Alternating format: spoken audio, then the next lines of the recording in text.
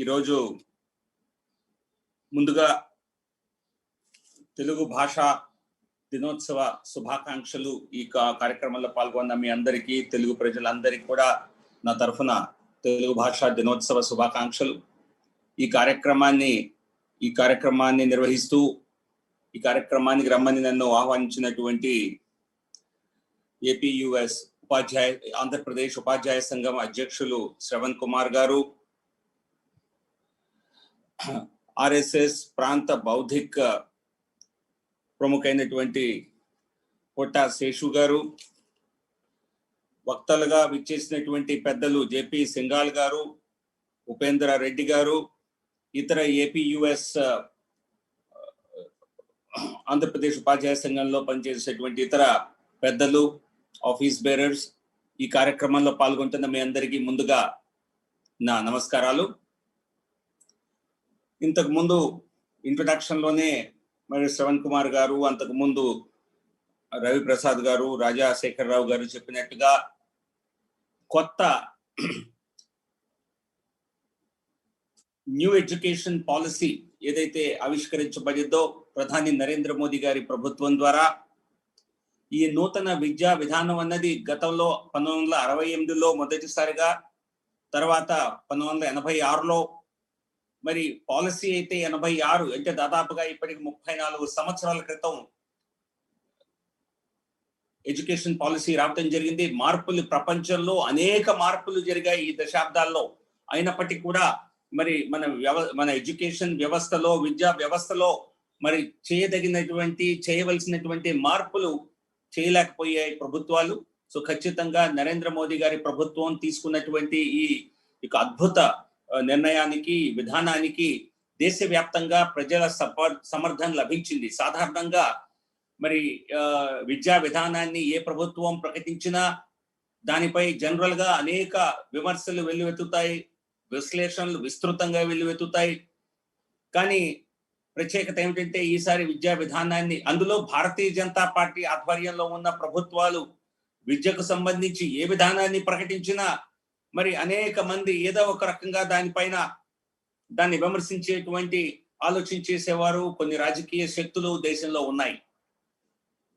1986లో చేసిన పాలసీ తర్వాత 92లో దాన్ని కొంత సవరించడం జరిగింది. కానీ ఒక విస్తృతంగా ఒక కంప్లీట్ న్యూ విద్యా విధానాన్ని ఈ నేషనల్ ఎడ్యుకేషన్ పాలసీ 2020 ద్వారా నరేంద్ర మోదీ గారి ప్రభుత్వం తీసుకురావటం జరిగింది. నేను చెప్పినట్లుగా, ఇందాక మిగతా వక్తలు కూడా చెప్పినట్లుగా, మనం చూస్తే ప్రపంచంలో పెను మార్పులు సంభవిస్తున్నాయి. ప్రపంచం అన్నది మనం చూసాం కొద్ది దశాబ్దాల్లో. మనం 86లో ఇంటర్నెట్ అంటే బహుశా ఎవరికి తెలియదు, ఇంటర్నెట్ అసలు అంటే ఎవరికి తెలియదు. అసలు ఇంటర్నెట్ ఆ రోజుల్లో ఈమెయిల్ అన్నా కూడా తెలియదు. దాదాపుగా 90 ఆ ప్రాంతంలోనే కొంచెం ఈమెయిల్ వాడకం అటువంటివి వచ్చాయి. సో మనకు తెలుసు కదా, ఇంటర్నెట్ లాంటి టెక్నాలజీ ఏ రకంగా పూర్తి వ్యవస్థల్ని మార్చేసింది. విద్యా వ్యవస్థ పైన కూడా, వైద్య వ్యవస్థ, అన్ని రంగాలపై విస్తృత ప్రభావం చూపింది. అయినా మన విద్యా విధానంలో ఎక్కడ మార్పు రాలేదు.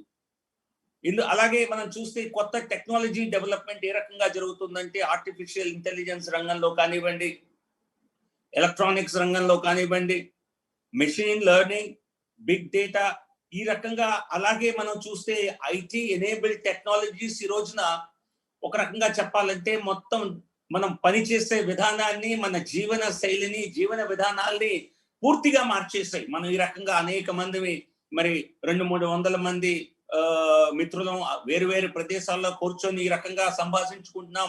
ఇది గతంలో సాధ్యమయ్యేది కాదు. సో ఇటువంటి విస్తృత పరిణామాలు జరిగిన నేపథ్యంలో మరి విద్యా వ్యవస్థలో మార్పులు మరి అనేక సందర్భాల్లో రావాల్సి ఉంది. కానీ అన్ఫార్చునేట్లీ అది జరగలేదు. మన అన్నట్టు చెప్పినట్టుగా it's better late than never.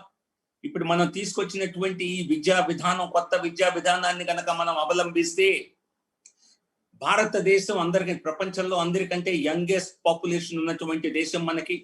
నేను చెప్పినట్టుగా ఇప్పుడు ఎంప్లాయ్మెంట్ ఓరియంటెడ్ ఎడ్యుకేషన్ కావాలన్నా కూడా మరి మనం 30 సంవత్సరాల క్రితం మేము బడిలో చదువుకున్న విధానమే దాదాపుగా ఈ రోజు కొనసాగింది నిన్న వరకు. 40 సంవత్సరాల సమయంలో పెద్ద మార్పులు రాలేదు ఊహించే స్థాయిలో. సో కాబట్టి మన భారతదేశం మరి ప్రపంచ స్థాయిలో మరి ఒక విశ్వ గురువులాగా నిలవాలంటే, అత్యంత అధిక ఆర్థిక శక్తిగా ఎదగాలంటే మనం హై క్వాలిటీ ఎడ్యుకేషన్ ఇవ్వటం తప్పితే వేరొకటి సాధ్యం కాదు. మనకున్నటువంటి ప్రధాన రిసోర్స్, మనకున్నటువంటి మన మన ప్రజలే మనకున్నటువంటి ప్రధాన రిసోర్స్. సో ఆ హ్యూమన్ రిసోర్స్ ని మనం సరిగ్గా డెవలప్ చేసుకోగలిగినట్లయితే మనం ప్రపంచంలోనే పెద్ద శక్తిగా ఎదగటానికి మన విద్యా వ్యవస్థ మనకు దోహదపడుతుంది. కనుక మనం ఈ రోజున ఈ ఈ కొత్త విద్యా విధానాన్ని తీసుకురావడం జరిగింది. ఈ విద్యా విధానాన్ని చూసిన వారు ఎవరైనా ఇది ట్రాన్స్ఫర్మేషనల్ పాలసీ. ఇది అంటే గతంలో ఉన్న పాలసీస్ ని కొద్దిగా మార్పులు చేస్తూ మరి సవరిస్తూ చేసినటువంటి విధానం కాదు. లక్షల మందితో మాట్లాడి, 2 లక్షల గ్రామ పంచాయతీతో సంభాషించి, పేరెంట్స్ తో మాట్లాడి, ఎడ్యుకేషనలిస్ట్ తో మాట్లాడి, మరి best of committee of experts ని తీసుకొని మరి సంవత్సరాల కాలం పట్టినప్పటికీ కూడా ఈ పాలసీ నిర్మాణంలో ఈ రోజు జరుగుతున్నటువంటి ప్రపంచ స్థాయిలో జరుగుతున్న మార్పులు, రానున్న దశాబ్దాల్లో కావలసినటువంటి విద్యా అవసరాలని ధ్యాసలో పెట్టుకొని ఈ పాలసీని మన ప్రభుత్వం, నరేంద్ర మోదీ గారి ప్రభుత్వం దీన్ని నిర్మాణం చేయటం జరిగింది. మనం చూసాం కోవిడ్ సందర్భంగా, కరోనాలో మరి ఒక పాండమిక్ ఏ రకంగా ప్రపంచ విధి విధానాల్ని, మన జీవన పద్ధతుల్ని ఏ రకంగా స్తంభింపజేసిందో, వ్యవస్థల్ని ఏ రకంగా మరి ఒక రకంగా చెప్పాలంటే పూర్తిగా ధ్వంసం చేసిందో, మరి ఇటువంటి వాటికి సంబంధించి కూడా కొత్త నాలెడ్జ్ కావాలి. నేను చెప్పినట్టుగా ఐటీ రంగంలో కొత్త నాలెడ్జ్ కావాలి. సో కాబట్టి గతంలో మనం నేర్చుకున్న విద్యా విధానంలో వెళ్తే మనం ప్రపంచ స్థాయిలో మరి లీడర్షిప్ పొందేటువంటి ఆస్కారం మనకు లేదు. కనుక ఖచ్చితంగా మనం లెర్నింగ్ వైపు ఒక ప్రధానమైనటువంటి పాలసీలో చేసినటువంటి ఒక ఆలోచన ఏమిటంటే, ఇది లెస్ కంటెంట్ అంటే ఎంతసేపు మీరు ఇందాక చెప్పినట్టుగా రోట్ లెర్నింగ్ అని ఏదో ఒక రకంగా పుస్తకాలు మనం చదవాలి అని వాస్ట్ సబ్జెక్టు నేర్పాలన్న ఆలోచన మన విద్యా విధానంలో ఉన్న తప్పితే క్రిటికల్ థింకింగ్ పైన మరి లెర్నింగ్ ఓరియంటెడ్ నాలెడ్జ్ మన విద్యా విధానంలో మనం పెద్దగా మరి అవర్చుకోలేదు. సో దాన్ని మార్చే దిశగా ఈ కొత్త పాలసీ నిర్మాణం చేయడం జరిగింది. అలాగే మిత్రులు చెప్పినట్టుగా ఇందాక మనం ఒక ఏన్షియంట్ ఇండియాలో కనుక వెళ్ళినట్టయితే మరి ప్రపంచంలోనే అతిపెద్ద వరల్డ్ క్లాస్ ఇన్స్టిట్యూషన్స్ మన భారతదేశంలోనే మరి ప్రపంచంలో మొట్టమొదటిగా ఇక్కడే చూశారు. తక్షశిల కానివ్వండి, నలంద, విక్రమశిల, ఇవన్నీ కూడా వరల్డ్ స్టాండర్డ్స్ ఆ రోజున సెటప్ చేశాయి.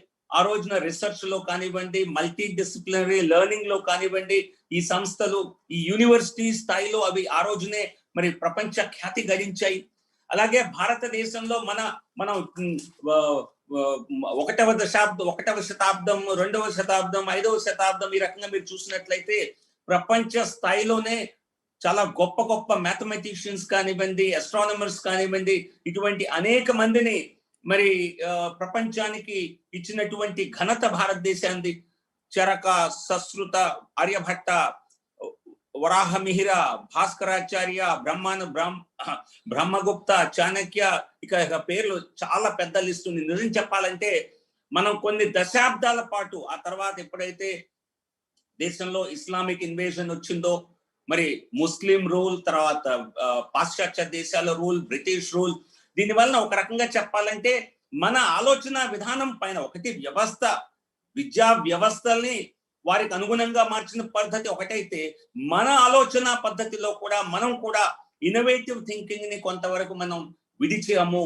మనం నేర్చుకునే పద్ధతుల్ని కూడా మన పైన ఏదైతే ఉందో ఇన్వేజన్ ఏదైతే ఉందో, ఇస్లామిక్ రూల్ ఏదైతే ఉందో, ఫారిన్ రూల్ ఏదైతే ఉందో, అది మన పైన కూడా ఒక రకంగా చెప్పాలంటే ప్రభావితం చేసింది.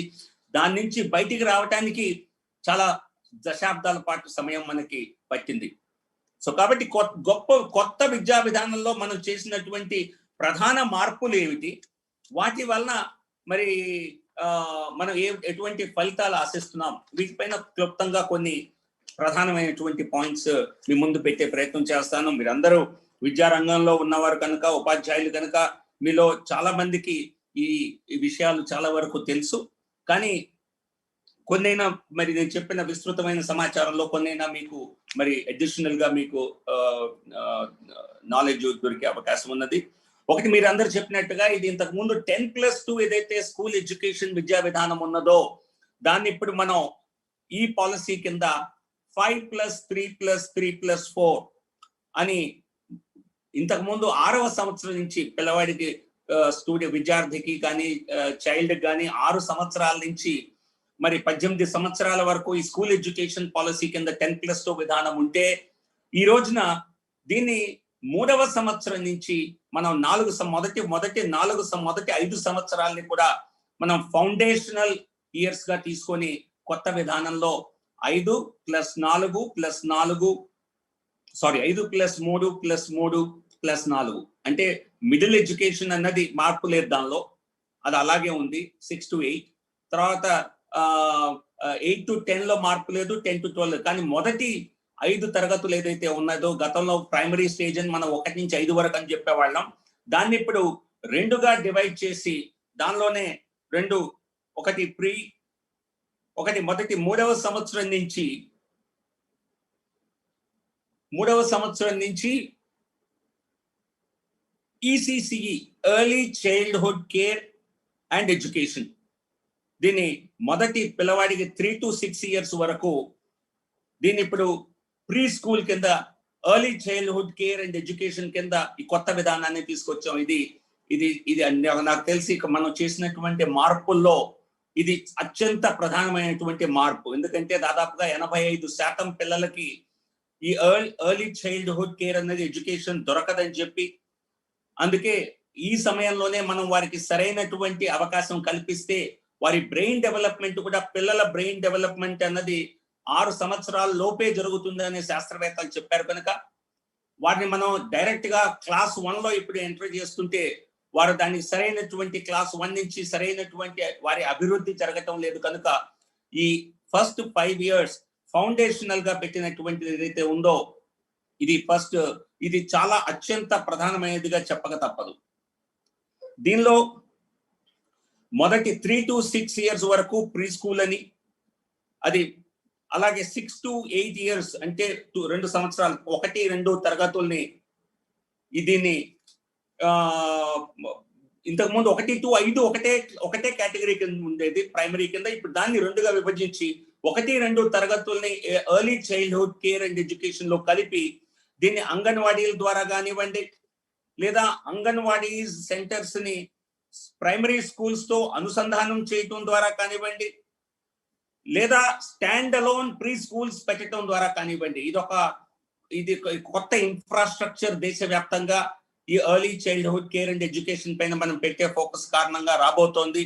సో ఈ రకంగా ఒకటి అంగన్వాడీ సెంటర్స్, రెండోది anganwadi centres along with primary schools లో ఉన్నవి, అలాగే స్టాండ్ అలోన్ ప్రీ స్కూల్స్ అని కొత్తగా సెటప్ చేయబోతున్నారు. దీని కింద మొదటిగా అంగన్వాడీ వర్కర్స్ కే ట్రైనింగ్ ఇవ్వాలని, వారిలో ఎవరైతే మరి ఇంటర్మీడియట్ పాస్ అయి ఉంటారో, +2 చదువుకుంటారో వారికి కేవలం 6 నెలలు ట్రైనింగ్ ఇచ్చి వారి చేత ఈ కొత్త విద్యా విధానంలో వారి నుంచి పిల్లలకు శిక్షణ ఇవ్వాలని, ఎవరైతే +2 కూడా పాస్ అయి ఉండరో వాళ్ళకి 1 సంవత్సరం పాటు వారికి ట్రైనింగ్ ఇచ్చి వారికి ఒక 1 year డిప్లొమా ఇచ్చి దాని ద్వారా వారిని ఈ preparation early childhood care and education కి ప్రిపేర్ చేయాలని చెప్పి పాలసీలో స్పష్టంగా చెప్పడం జరిగింది. సో ఇది ఒక ప్రధానమైనటువంటి మార్పు. ఈ మార్పు ఖచ్చితంగా చేయడానికి కొంత సమయం పడుతుంది, ఎందుకంటే ఈ అంగన్వాడీ వర్కర్స్ అందరినీ ట్రైన్ చేయటము, వాళ్ళందరినీ ఈ యాక్టివిటీకి తయారు చేయడానికి ఖచ్చితంగా 2-3 సంవత్సరాల వ్యవధి పట్టే అవకాశం ఉన్నది. ఇంకొక ప్రధానమైనటువంటి ఫోకస్ ఈ మొత్తం పాలసీలో ఫౌండేషనల్ లిటరసీ అండ్ న్యూమరసీ. ఎందుకంటే పిల్లలు స్కూళ్ళకు వెళ్తున్నారు, మనం రైట్ టు ఎడ్యుకేషన్ యాక్ట్ ద్వారా కానివ్వండి, అంతకుముందు SSA ద్వారా చేసినటువంటి ఇనిషియేటివ్స్ ద్వారా కానివ్వండి, స్కూల్స్ లో ఎన్రోల్మెంట్ అనేది బాగా పెరిగింది ప్రైమరీ స్కూల్స్ లో, పర్టికులర్ ప్రైమరీ స్టేజెస్ లో క్లాస్ 1 లో ఎన్రోల్మెంట్ బాగా పెరిగింది. కానీ సరైనటువంటి basic even foundational literacy and numeracy కూడా ఈ పిల్లలకు దొరకటం లేదు. పిల్లలకు అది సరైనటువంటి విద్య వారు నేర్చుకోవటం లేదు. అందుకని కొత్త మిషన్ ని ఈ పాలసీలో అనౌన్స్ చేయడం జరిగింది, foundational literacy and numeracy mission. ఈ మిషన్ ద్వారా మరి గ్రేడ్ 3 3వ క్లాస్ కు వచ్చేసరికి ప్రతి విద్యార్థికి మరి ఫౌండేషనల్ లిటరసీ అండ్ న్యూమరసీ చదవటంలో కానివ్వండి, లిటరసీ అందరికీ తెలిసిందే, రీడింగ్ అండ్ న్యూమరసీ వీటిలో బేసిక్ స్కిల్స్ వచ్చేలా చేయాలి అన్నది ఫౌండేషనల్ లిటరసీ అండ్ న్యూమరసీ యొక్క ప్రధానమైనటువంటి లక్ష్యం. కన్స్ట్రక్షన్ రంగాలలో దశాబ్దపు అనుభవంతో కస్టమర్ల మరియు శ్రేయోభిలాషుల మన్ననలను నమ్మకాన్ని గెలుపొందిన సంస్థ విఆర్ఆర్ కన్స్ట్రక్షన్స్. నాణ్యతకు నమ్మకానికి మారుపేరు VRR constructions. Independent houses, apartments, villas అన్ని రకాల హంగులతో అలరించే అద్భుతమైన వెంచర్స్ తో పాటు అందరికీ అందుబాటు ధరలో సొంత ఇంటి కలను సాకారం చేసే నమ్మకమైన సంస్థ VRR constructions. Please visit VRR Constructions, Varatex Plaza near Radhika Theatre, ECL X Road, Hyderabad. Call to 9100885552, 9100885559. దీనిలో ఇది కాకుండా ఈ ఫౌండేషన్ ఒక సర్వే ఫైండింగ్స్ చెప్పడం జరిగింది. దీని ద్వారా తెలిసింది ఏంటంటే క్లాస్ 8 పిల్లలకు కూడా అనేక మందికి ఈ బేసిక్ స్కిల్స్ అనేవి education, basic literacy and reading skills కూడా సంపాదించలేకపోయారు. దీనివలన ఖచ్చితంగా quality of levels of learning improve అవ్వాల్సిన అవకాశం ఉన్నది. అందువలన మిడిల్ క్లాస్ వరకు కూడా foundational literacy and numeracy skills పైన ఫోకస్ పెట్టాలి, 8వ తరగతి వరకు ఈ ఫోకస్ ని పెట్టాలి అని చెప్పి ఈ పాలసీ ద్వారా చెప్పడం జరిగింది. మనకు అలాగే టీచర్స్ అవైలబిలిటీ లేదు కనుక టీచర్స్ ప్రధానమైనటువంటి క్వాలిటీ ఆఫ్ లెర్నింగ్ పెరగాలంటే మరి టీచర్స్ స్ట్రెంగ్త్ అవసరము. అలాగే టీచర్స్ కి సొసైటీలో వారికి సరైనటువంటి రెస్పెక్ట్ ఉండటం కూడా అవసరం కనుక ఈ పాలసీలో మరి టీచర్ స్ట్రెంగ్త్ ని ఏ రకంగా పెంచాలి, టీచర్స్ కెపాసిటీని ఏ రకంగా పెంచాలి, మరి టీచర్స్ సొసైటీలో వారికి ఉన్నటువంటి రెస్పెక్ట్ ని ఏ రకంగా మరలా ఒక రకంగా పునరుద్ధరించాలి, అలాగే టీచర్స్ కి కెరీర్ అడ్వాన్స్మెంట్ అవకాశాలు ఏ రకంగా కల్పించాలి, దీనిపైన చాలా విస్తృతంగా ఈ పాలసీలో చర్చించడం జరిగింది. సో మీ అందరికి కూడా ఖచ్చితంగా టీచర్స్ గా పనిచేసే మీరందరూ ప్రధానమైనటువంటి విద్యా వ్యవస్థలో మీది ప్రధానమైనటువంటి పాత్ర కనుక ఈ పాలసీ కనుక మీరు చదివినట్లయితే దీనిలో మీకు ఉన్నటువంటి అనేక అవకాశాలు తప్పనిసరిగా దీని నుంచి మీకు ఈ విషయాలు తెలిసే అవకాశం ఉంటుంది. ఎందుకంటే టీచర్స్ ని మనం బెస్ట్ ఆఫ్ పీపుల్ ని అట్రాక్ట్ చేయలేకపోతున్నాం విద్యా రంగంలోకి.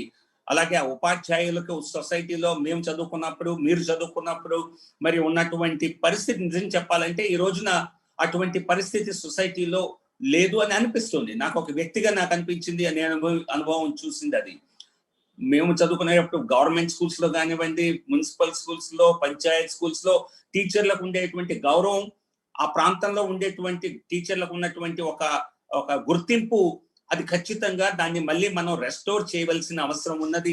సో కాబట్టి టీచర్స్ పైన ప్రధానమైనటువంటి ఫోకస్ ఈ పాలసీ పెట్టబోతోంది. టీచర్ వేకెన్సీస్ ని ఒక టైం బౌండ్ మేనర్ లో ఫిల్ చేయాలి అన్నది ఒక ప్రధానమైనటువంటి లక్ష్యంగా ఈ పాలసీ స్పెసిఫిక్ గా మెన్షన్ చేసింది. అలాగే వీలైనంత వరకు టీచర్స్, లోకల్ టీచర్స్ ని అపాయింట్ చేయాలని, అక్కడ లోకల్ గా నివసించేవారు, లోకల్ స్థితిగతులు తెలిసిన వారు, లోకల్ మరి పరిస్థితుల గురించి తెలిసిన వారు, భాష గురించి తెలిసిన వారు, వారికి ప్రాధాన్యం ఇవ్వాలి అని చెప్పి ఎంప్లాయింగ్ లోకల్ టీచర్స్ అని చెప్పి స్పెషల్ అటెన్షన్ దానికి ఇవ్వాల్సి ఉంటుంది అని చెప్పి కూడా ఈ పాలసీలో చెప్పడం జరిగింది. అలాగే టీచర్ పీపుల్ టీచర్ రేషియో, ఇది మనకు తెలుసు జనరల్ గా ప్రిఫర్డ్ లెవెల్ ఏంటంటే 30:1, 30 మంది ప్రతి విద్యార్థులకి ఒక టీచర్ ఉండేట్టుగా. కానీ ఈ పాలసీలో ఏం చెప్పడం జరిగిందంటే మరి అనేక ప్రభుత్వ పాఠశాలల్లో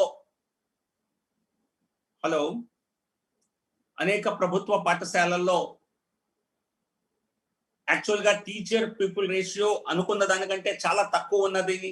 అనేక స్కూల్స్ లో కూడా వైబిలిటీకి తగ్గ సంఖ్యలో విద్యార్థులు లేరని, అనేక ప్రాథమిక పాఠశాలలో అనేక క్లాసుల్లో ఒకరే టీచర్ అనేక క్లాసులకి మరి పాఠ చెప్పవలసిన అవసరం వస్తుందని, ఎందుకంటే నంబర్ ఆఫ్ స్టూడెంట్స్ తక్కువ ఉండటం కారణంగా. సో కాబట్టి పాలసీ ఈ విషయాలన్నిటిపైన కూడా విస్తృతంగా చర్చించింది. ఏ రకంగా మరి తక్కువ సంఖ్య ఉన్నటువంటి స్కూల్స్ లో మనం ఏ రకంగా మరి స్టూడెంట్ స్ట్రెంగ్త్ ని పెంచటమా, లేక స్కూల్స్ ని 2-3 స్కూల్స్ ని కలిసి ఇంటిగ్రేట్ చేయటమా, ఒక సెకండరీ స్కూల్ కిందే కొన్ని మరి ఎలిమెంటరీ స్కూల్స్ ని వాటిని సంఘటితం చేసి మరి స్టూడెంట్ స్ట్రెంగ్త్ పెంచటమా, 5-10 కిలోమీటర్ల రేడియస్ లో. ఇవి అనేక ఆలోచనలు ఈ కొత్త విద్యా విధానంలో వాటి గురించి ప్రస్తావించడం జరిగింది. కాకపోతే ఇది రాష్ట్ర ప్రభుత్వాలు వాటికి స్థానికంగా ఏ అనుగుణంగా ఉంటుందో వాటిపైనే వారు ఫోకస్ చేయవలసి ఉంటుంది అని చెప్పడం జరిగింది. అలాగే ఫౌండేషనల్ లిటరసీ అండ్ న్యూమరసీ, దీనిలో భాగంగా మరి కల్చర్ ఆఫ్ రీడింగ్ అని విద్యార్థుల్లో మరి విస్తృతంగా చదివే అలవాటు పెంపొందింప చేయాలి అని చెప్పి ఒక ఆలోచన చెప్పడం జరిగింది. దానికోసం విస్తృతంగా మరి లైబ్రరీస్ కానివ్వండి, స్కూల్స్ లో అన్ని రకాల పుస్తకాలు, నవలలు ఇవన్నీ అవైలబుల్ ఉండేలా విస్తృతంగా ఇనిషియేటివ్స్ తీసుకోవటం జరుగుతుందని చెప్పింది. అలాగే పబ్లిక్ లైబ్రరీస్ లో, స్కూల్ లైబ్రరీస్ లో కూడా విస్తృతంగా వాటిని ఎక్స్పాండ్ చేస్తామని చెప్పింది. డిజిటల్ లైబ్రరీస్ ని కూడా సెటప్ చేయాలని చెప్పింది. స్కూల్ లైబ్రరీస్ లో పర్టికులర్లీ విలేజెస్ లో కేవలం స్కూల్స్ కే కాకుండా కమ్యూనిటీ కూడా నాన్ స్కూలింగ్ అవర్స్ లో మరి ఆ లైబ్రరీస్ ఉపయోగపడేలా అటువంటి లైబ్రరీస్ ని కూడా సెటప్ చేస్తామని చెప్పింది.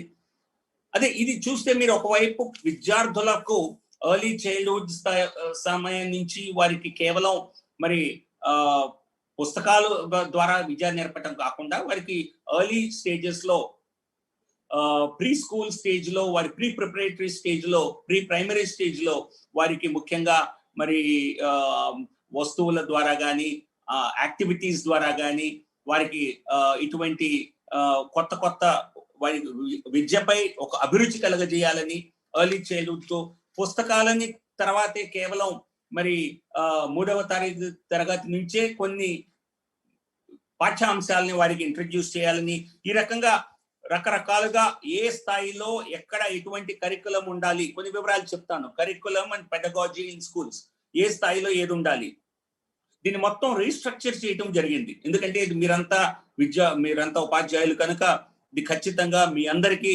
సంబంధించిందే. దీనిలో ఫౌండేషనల్ స్టేజ్ లో కూడా రెండు పార్ట్స్ గా దాన్ని విభజించడం జరిగింది. మొదటి 3 years of anganwadi plus 2 years in primary school, 1వ-2వ తరగతులు.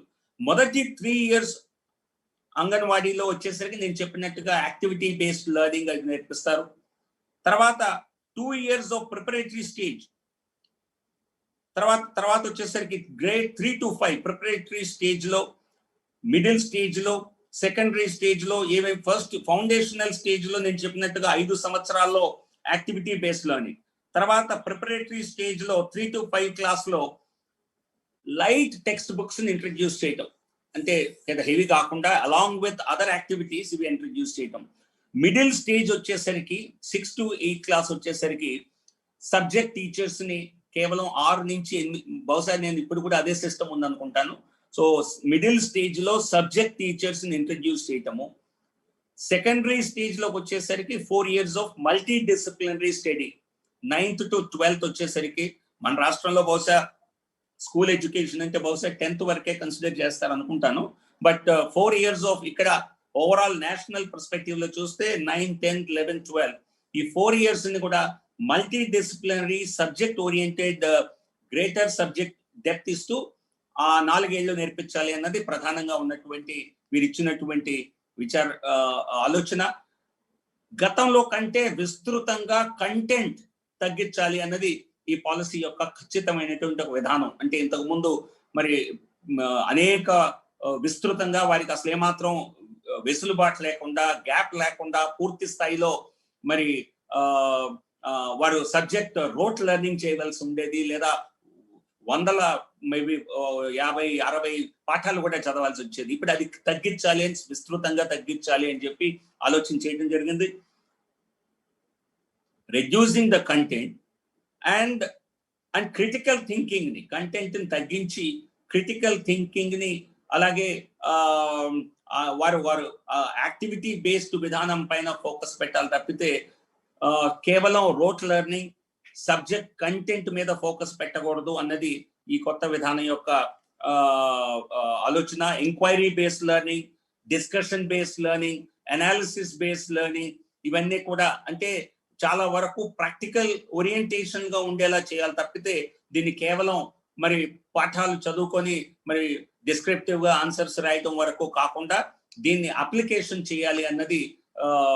Application of knowledge is the primary focus of the new policy. దీనిలో ఇంటిగ్రేషన్ ఆఫ్ ఆర్ట్స్ ని కూడా మరి అనేక రకమైనటువంటి ఆర్ట్ ఫార్మ్స్ ఏవైతే ఉన్నాయో, పెయింటింగ్ కానివ్వండి, ఇతర జాయ్ఫుల్ వేస్ ఆఫ్ లెర్నింగ్, వాటిని ఏ రకంగా మరి కరిక్యులర్ యాక్టివిటీస్ ఏ రకంగా ఇంటిగ్రేట్ చేయాలి, స్పోర్ట్స్ ఏ రకంగా ఇంటిగ్రేట్ చేయాలి, ఇవన్నీ కూడా విస్తృతంగా దీనిలో పెట్టడం జరిగింది.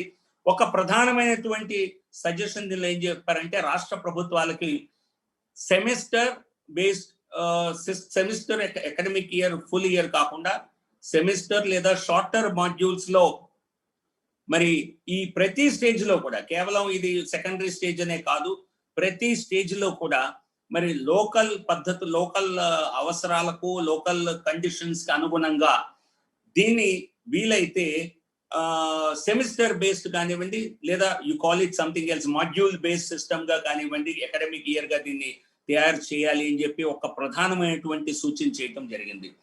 ఇక లాంగ్వేజెస్ విషయంలోకి వచ్చేసరికి ఇందాక ఇతరులు చెప్పినట్టుగా 8వ తరగతి వరకు, 5వ తరగతి వరకు ఖచ్చితంగా, ఆ తర్వాత అవకాశం ఉంటే 8వ తరగతి వరకు లేదా ఈవెన్ బియాండ్ ఆ తర్వాత కూడా మరి మాతృభాషలో మరి చదువు నేర్పించాలి, లేదా మాతృభాష లేక స్థానిక అక్కడ ఆ ప్రాంత భాష ఏదైతే ఉందో దానిలో మరి పూర్తి మీడియం ఆఫ్ ఇన్స్ట్రక్షన్ అది ఉండాలి అని ఒక సూచన చేయటం జరిగింది. ఇది బైండింగ్ అని చెప్పలేదు పాలసీ, బట్ కానీ ఖచ్చితంగా మాతృభాషలో కానీ ప్రాంత భాషలో కానీ ఇది ఉంటే బాగుంటుంది. ఇది వారి లెవెల్స్ ఆఫ్ లెర్నింగ్ కి, వారి ఎడ్యుకేషనల్ అటైన్మెంట్ కి ఇది దోహదపడుతుంది అని చెప్పి స్పష్టంగా చెప్పడం జరిగింది. సో ఎన్సిఆర్టి మరి అన్ని తరగతులకి మరి పాఠ్యాంశాలు, పుస్తకాలు ఏవైతే ఉన్నాయో మరి అనేక భాషల్లో లోకల్ కంటెంట్ తో, లోకల్ ఫ్లేవర్ తోనూ ఎన్సిఆర్టి తయారు చేస్తుంది. దీన్ని ఇది ఒక, నాకు తెలిసి ఇది అన్ని భాషల్లో అవైలబుల్ ఉంటాయి. వీటికి సాఫ్ట్ కాపీస్ కూడా డౌన్లోడబుల్ ఫామ్ లో అవైలబిలిటీ ఉంటాయి. ప్రింటెడ్ బుక్స్ కూడా వీలైనంత తక్కువ ధరకి ప్రింటెడ్ కాస్ట్ ఇచ్చేటువంటి ప్రయత్నం చేస్తామని చెప్పింది. సమయానికి, ఎందుకంటే గతంలో ఎన్సిఆర్టి బుక్స్ అవైలబిలిటీ ఉన్న సమయానికి వచ్చేవి కావు అని ఒక క్రిటిసిజం ఉండేది. ఖచ్చితంగా సమయానికి ఇచ్చేలాగా ప్లాన్ చేస్తామని చెప్పింది.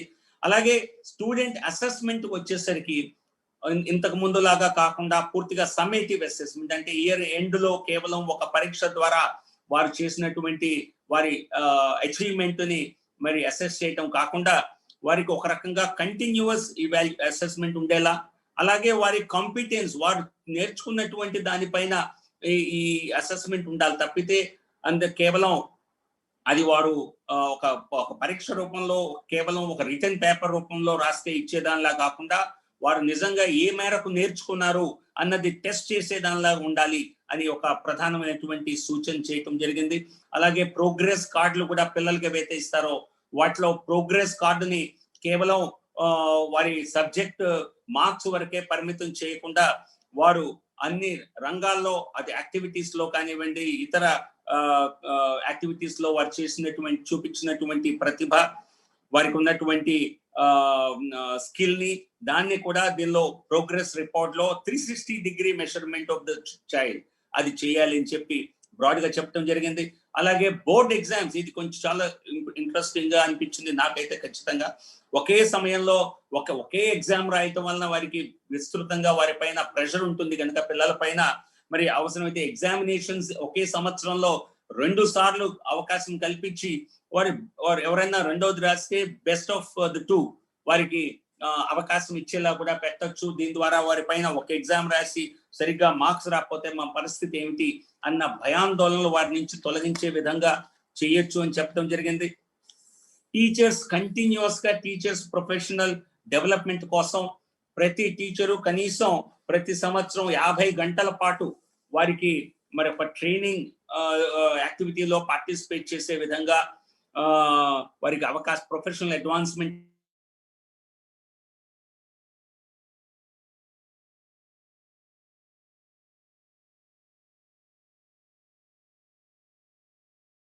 ప్రైమరీ స్టేజ్ టీచర్స్ ఉంటే వారు ఎలిమెంటరీ స్టేజ్కి వెళ్తే తప్పితే వారికి ప్రమోషన్ వచ్చేది కాదు, లేదా అటువంటి పరిస్థితులు బహుశా ఉన్నాయేమో.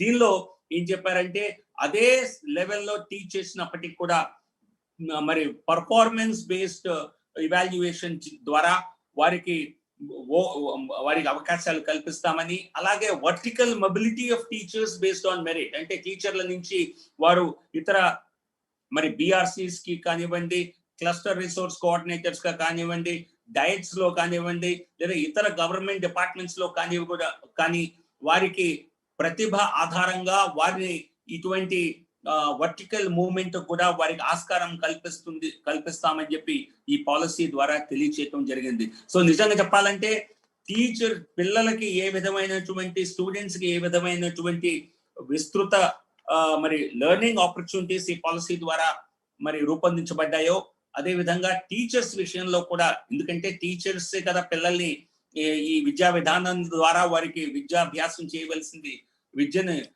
వారికి ఇవ్వవలసింది టీచర్సే కనుక టీచర్స్ పైన విస్తృతంగా ఈ పాలసీలో ఫోకస్ చేయడం జరిగింది.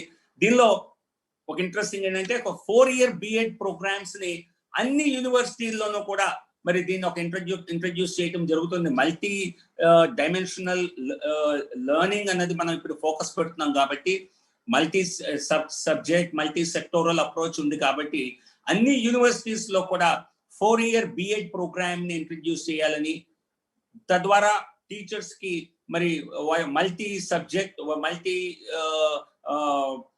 మల్టీ ఫ్యాసెటెడ్ ఎక్స్పోజర్ వారికి ఇవ్వాలని, అలాగే డిగ్రీ చదివిన వారికి అయితే మరి B.Ed ట్రైనింగ్ కోసం 2 ఏళ్ల ప్రోగ్రామ్స్ ఇంట్రడ్యూస్ చేయాలని, అలాగే 4 ఏళ్ల డిగ్రీ ప్రోగ్రామ్ చదివిన వారికి 1-year B.Ed ప్రోగ్రామ్ చేయాలని. సో అలాగా 3 different types of B.Ed programmes రూపకల్పన కూడా ఈ పాలసీలో చేయటం జరిగింది.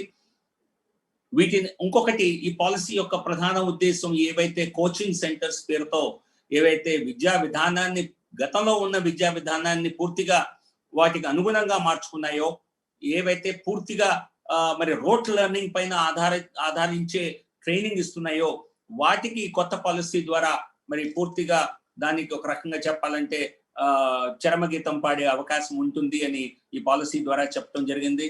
సో ఇంకా అనేక విషయాలు ఉన్నాయి. సో కాబట్టి నేను ప్రధానంగా మీకు చెప్పినట్లుగా స్కూల్ ఎడ్యుకేషన్ పైన ఎక్కువగా ఫోకస్ పెట్టాను. దీనిలో ఒక రకంగా సమప్ చేయాలి అంటే ప్రధానంగా ఉన్నటువంటి మార్పుల్లో ఇది 10+2 నుంచి 5+3+3+4 విధానం, ఇది ఒక ప్రధానమైనటువంటి ఒక స్ట్రక్చరల్ చేంజ్ అని చెప్పాలి. ఇది మేజర్ స్ట్రక్చరల్ చేంజ్ గా చెప్పాలి. రెండవది మరి దీనికోసం ప్రీ స్కూల్ ఎడ్యుకేషన్ కోసం మరి అంగన్వాడీ సెంటర్స్ ని మరి అనుసంధానం చేయటం, అంగన్వాడీ సెంటర్స్ ని కూడా స్ట్రెంథెన్ చేయటం, మరి పిల్లలు క్లాస్ 1లో ఎంటర్ అయ్యేక ముందే అంతకు ముందే వారిని ప్రిపేర్ చేయటం అన్నది ఖచ్చితంగా ఈ కొత్త విధానంలో ఒక పెను మార్పు అని చెప్పాలి. మరొకటి ఓవరాల్ గా అన్ని లెవెల్స్ లో కూడా అటు ప్రైమరీ అటు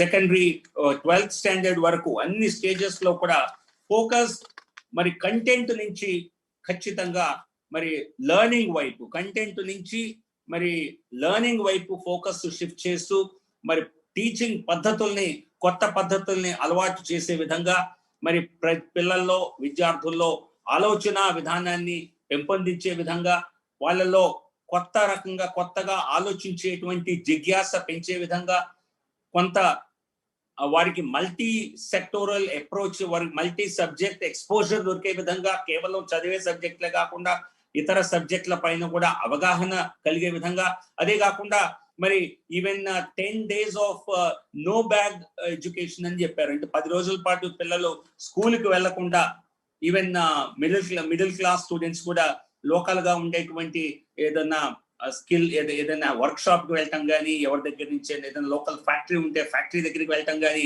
లోకల్ యాక్టివిటీస్ గురించి, లోకల్ స్కిల్స్ గురించి వారికి తెలుసుకునే విధంగా 10 days of no bag days అన్నమాట. దానిలో వారికి సో ప్రతి విద్యార్థి స్కూల్ నుంచి బయటకు వచ్చే సమయానికి వారికి ఏదో ఒక కొత్త స్కిల్, వారికి ఖచ్చితంగా వారికి ఇంట్రెస్ట్ ఉన్న యాక్టివిటీ మీద స్కిల్ నేర్చుకొని వారు స్కూల్ నుంచి బయటకు వచ్చే విధంగా విద్యా విధానాన్ని రూపొందించడం జరిగింది.